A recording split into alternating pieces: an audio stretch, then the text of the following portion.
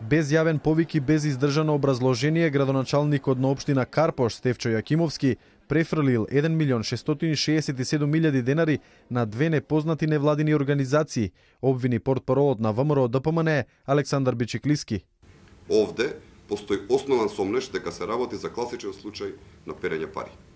Имено, невладината организација АБА Иницио, на која што општина Карпош и префрла 875.560 денари за реализација на проект за превенција од деформитети крбетниот столб кај младите во Карпош, е формирана само пред една година, што опатува на заклучок дека незината намена не е едукацијата, туку е само параван зад кој што се кријат коруптивни интереси.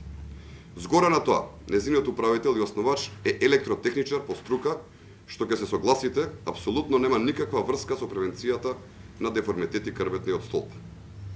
Бичиклиски обвини дека преку вториот проект за здрава околина се вршела злоупотреба на деца. Со вториот проект, кој што предвидува истражување на ставот на граѓаните во однос на чистата и здрава природна околина, се планира учениците, односно децата од основните училишта во Карпош да прават анкети на граѓаните, што е противзаконски и е класична злоупотреба на децата.